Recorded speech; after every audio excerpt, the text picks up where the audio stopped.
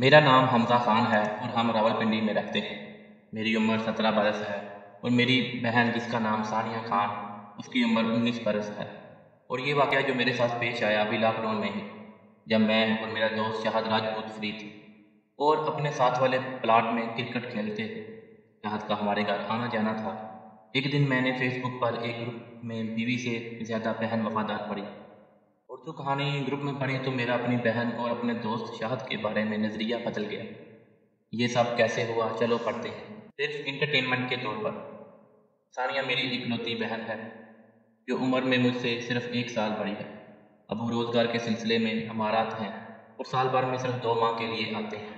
जिन दिनों अब्बू घर आए हों वो कहीं ना कहीं मिलने मिलाने के सिलसिले में या किसी दावत पर घर से निकले ही रहते हैं। अम्मी भी उनके साथ ही होती हैं। हम उसी सूरत साथ जाते अगर हमें ट्यूशन और स्कूल से छुट्टी हो, वरना हम दोनों घर पर ही रहते हैं। वैसे तो रूटीन लाइफ में स्कूल, ट्यूशन और घर बस यही कुछ सुबह शाम होता है।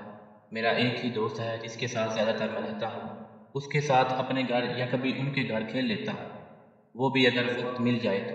मेरे दोस्त का नाम शाहद है और हमारी दोस्ती की पूरे स्कूल में मिसाल दी जाती है। लेकिन पिछले दिनों से शाहद कुछ उखरा उखरा सा रहने लगा था। उसका किस्सा कुछ यूं हुआ, खेलते हुए शाहद गिर पड़ा और उसके बाजू से खून बहने लगा। मैं बहुत परेशान हो गया, उसे जल्दी से अपने घर लाया, बैठी का दरवाज़ा खोला और उसे अंदर बुला लिया। उसका कुछ खून मेरे कपड़ों पर भी लग गया। मैं घबराहट में इधर उधर भाग रहा था ताकि उससे पट्टी वगैरह कर सकूं। जब सानिया की नज़र मुझ पर पड़ी, उसने समझा शायद चोट मुझे लगी है। वो बहुत जल्दी से पायोडीन उठा लाई और अपना दुपट्टा हाथ में पकड़कर मुझे पूछने लगी, खून कहाँ से निकल रहा है? वो बहुत जज्बाती हो रही थी। मैंने बताया, नहीं, चोट शाहद को लगी है। कहाँ है? वो सानिया चिल्लाई। बैठक में उस तरफ इशारा करते हुए मैंने दबक कर कहा। वो दौड़ती हुई बैठक की तरफ भागी, उसे जल्दी से पायोडीन लगाई और अपना एक पुराना दुपट्टा फाड़ कर पट्टी कर दी। उस दौरान वो उस पर चलाती रही, तुम्हारे अम्मी अबू को तुम्हारा ज़रा सा भी एहसास नहीं है। तुम्हें पता है अगर यही चोट हमजा को लगती तो मेरी क्या हालत होती? अम्मी ने तो आसमान सर पर उठा लेना था। तुम उल्लू के पट्टे हो, ऐसी जगह खेलते क्यों हो जहाँ गिर कर चोट लग जाए? तुम्हें तो कोई नहीं कुछ कहता, लेकिन हमजा को कुछ हो जाए तो अम्मी की हालत बिगड़ जाती है। वो चुपचाप सानिया की बातें सुनता रहा। जब उसने पट्टी मुकम्मल कर दी तो मुझसे नजरें मिलाए बगैर बाहर निकल गया। बस उसी दिन से मुझसे उखरा उखरा भी रहने लगा और अक्सर इस बात पर मेरी सानिया से तकरार भी हो जाती। वो आगे से कह देती, अच्छा है, इलाज है, उसका मीना, तुम्हें कुछ हो जाता तो। और मैं मुठिया बंद कर रह जाता। सानिया का बीमारी की वजह से 1 साल ज़ाया हो गया था। इस वजह से हम एक साथ ही मैट्रिक में पढ़ रहे हैं। हमारे पेपर सर पर थे, वो भी घर आए हुए थे और अक्सर अम्मी के साथ कहीं ना कहीं दावत पर गए होते।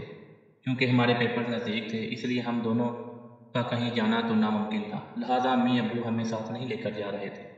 एक दिन जब वो दावत पर गए हुए थे, अम्मी ने सानिया को फ़ोन करके बताया कि आज हम घर नहीं आएंगे, आप लोग खाना वगैरह खा कर सो जाना, सुबह वक्त पर ट्यूशन चले जाना, खेल कूद में वक्त बर्बाद मत करना। मज़ीद कुछ घर के कामों के बारे में तकीद करके फ़ोन बंद कर दिया। मैं भी पास बैठा सुन रहा था। अम्मी का फ़ोन सुनते ही मैंने किताब बंद की और बाहर की तरफ भागा। सानिया मुझे रोकने की गर्ज से मेरे पीछे भागी, लेकिन मैं दरवाज़ा हिलांग चुका था। इसने जूती नहीं पहनी थी, लिहाजा दरवाजे से ही मुझे आवाज़ें देने लगी, हमजा वापस आ जा, नहीं तो अम्मी से शिकायत करूँगी। लेकिन मैं कब पीछे देखने वाला था। उसी दौरान गली के नुक्कड़ से शाहद भी बरामद हुआ। सानिया ने शाहद को देखा तो उसे आवाज़ दी, ओए, हमजा को लेकर इधर आ। वो रुक कर हमारी तरफ देखने लग गया। सानिया ने 1-2 बार मजीद उसे कहा तो वो बजाय हमारी तरफ बढ़ने के वापस मुड़ने लगा। तब सानिया ने उसे फिर पुकारा, शाहद, मेरी बात सुनकर जाओ प्लीज़। अब की बार रुक गया और वापस हमारी तरफ देखने लगा। शाहद, आ जाओ, एक काम है, प्लीज़, कुछ नहीं कहूँगी अब की बार वो चुपचाप हमारी तरफ बढ़ने लगा। जब मेरे पास पहुंचा तो बगैर सलाम लिए मेरा हाथ पकड़ा।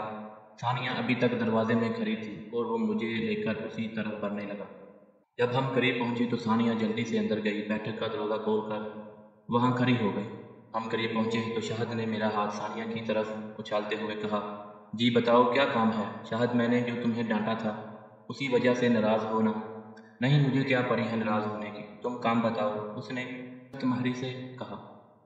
अंदर आओ दोनों, सानिया ने भी ज़रा करहाट लहजे में कहा। शाहद कुछ बोलने ही लगा था کہ میں نے اس کا ہاتھ پکڑ کر اندر کی طرف کھینچا اور کہا، یار اب تو آ جاؤ، بس بھی کر دو، اتنی بھی کیا ناراضگی، اب نہیں ڈانٹے گی؟ ہاں قسم سے وعدہ، اب نہیں کہوں گی کچھ بھی۔ ثانیہ نے میرا ساتھ دیا۔ وہ اندر تو آ گیا لیکن جیسے کسی بات سے گھبرایا ہو۔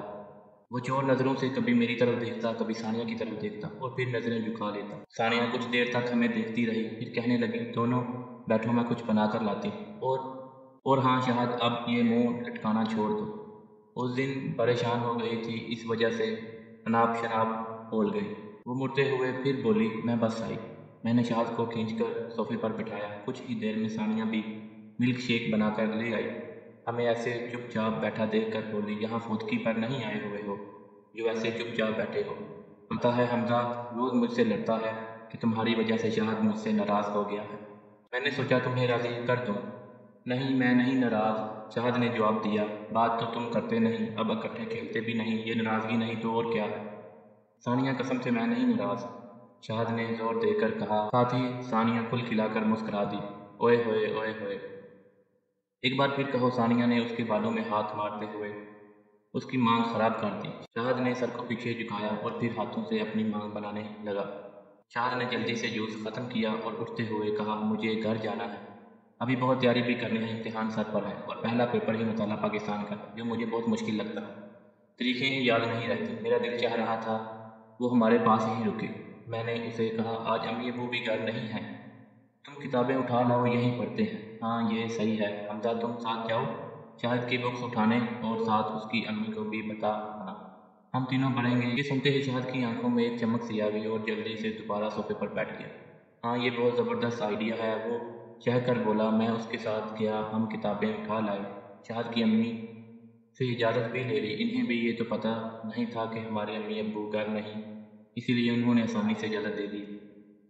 جب ہم واپس پہنچے تو ثانیہ چائے لے کر بیٹھک میں ہمارا انتظار کر رہی تھی۔ ہم اندر داخل ہوئے، ثانیہ نے ہمیں چائے کے کپ پکڑائے اور خود بھی چسکی لیتے ہوئے شہد کی طرف دیکھا اور بولی، اوئے ہوئے پھر سے بال شال بنا کر آئے ہو؟